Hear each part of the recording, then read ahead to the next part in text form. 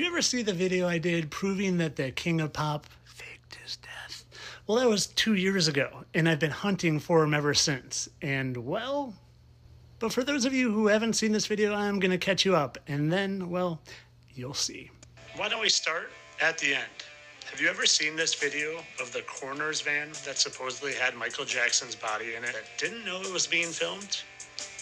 This guy thought he was going to capture them wheeling him out, and instead, he captured this.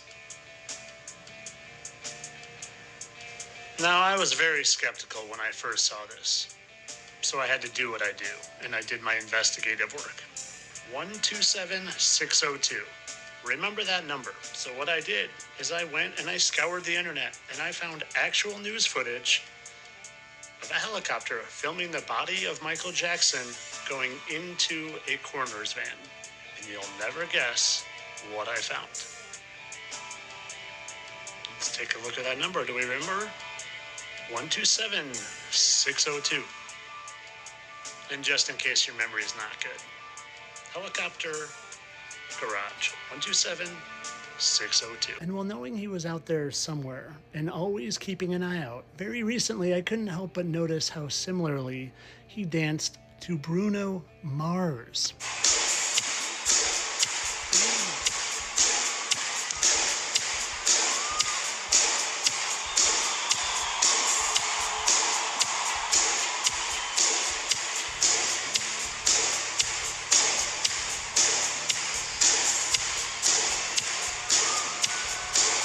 That's probably just it, right? It's just a similar dance style that they're both doing. I mean, they hardly look alike. I mean, for sure we didn't just push their heads together.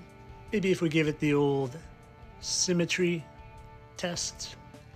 And other than that eyebrow, it's a pretty dead match. Even those chins seem to be pretty exact.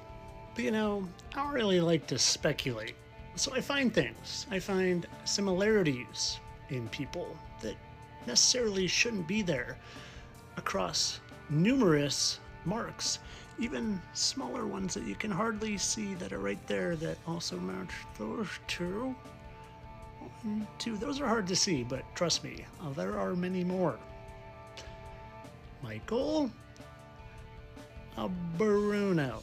But I really wanted to prove this one. I wanted to leave no doubt. So I took another look, and I found what seemed to be two very similar markings. I would say scars, right there and there. And there's more. Stick around, especially if you're skeptical. Let's go to that very pronounced little hole there. And boy, it sure seems to be right there as well. You see that? There's a very similar matching hole. But again, there's more. Let me get out of the way and come down here. Two very pronounced ones. See those two? Well, yeah, you can't just leave those because those are very obvious. So you need to shape shift them away or get some touch up. But there's one. And there's two in the exact same spot in relation to the eye. So now that makes, what, 7? 7 of the exact same markings on top of the exact same dancing and top of the exact same facial symmetry. Sure, it's a coincidence. Oh, and thanks to my good friend Josh Stone here on the ShmooTube, who you should go follow. We figured some other things out too that aren't going to be for everyone, but follow along. Because if Bruno was Michael, do you know who Michael was married to? Elvis's daughter. Elvis's daughter.